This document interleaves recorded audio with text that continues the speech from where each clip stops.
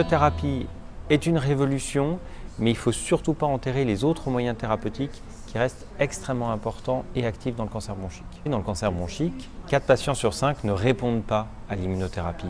Et finalement, mon attention, elle va être comment ces patients qui ne répondent pas pourront à l'avenir répondre.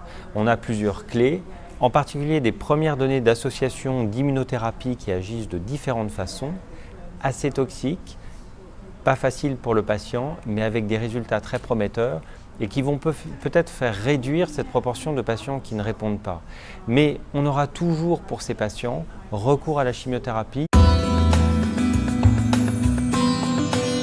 Les thérapies ciblées confirment leur place dans le cancer du thorax pour à peu près 20% des patients, c'est-à-dire autant que l'immunothérapie, avec des traitements bien tolérés qui contrôlent la maladie sur de nombreux mois, parfois de nombreuses années.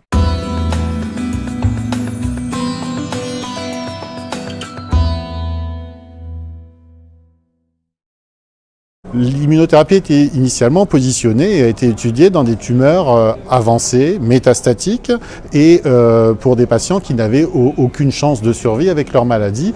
Mais avec l'évolution de son positionnement vers la première ligne métastatique ou peut-être même en adjuvant, eh bien, il faudra vraiment se poser la question de ces toxicités, ce d'autant que l'immunothérapie est le plus souvent utilisée en association à des thérapies ciblées et qu'on a une multiplication de ces toxicités qui devront vraiment être prises en compte dans la balance entre le bénéfice et le risque pour le patient.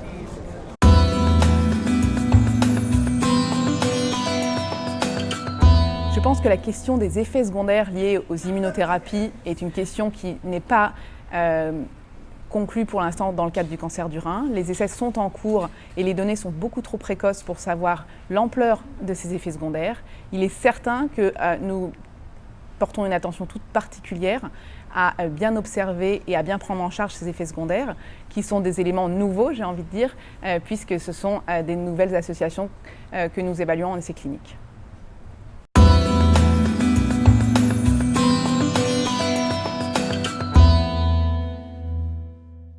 Le véritable challenge et la véritable incertitude, c'est sera-t-on capable véritablement de sélectionner nos patients à l'avance de façon à décider des meilleurs traitements. Mais ça, c'est le challenge et ça, c'est le rôle, on va dire, des scientifiques, c'est le rôle de la coopération entre les médecins, entre la recherche clinique, d'être capable de mettre en place ces tests, ces biomarqueurs de façon à sélectionner nos traitements.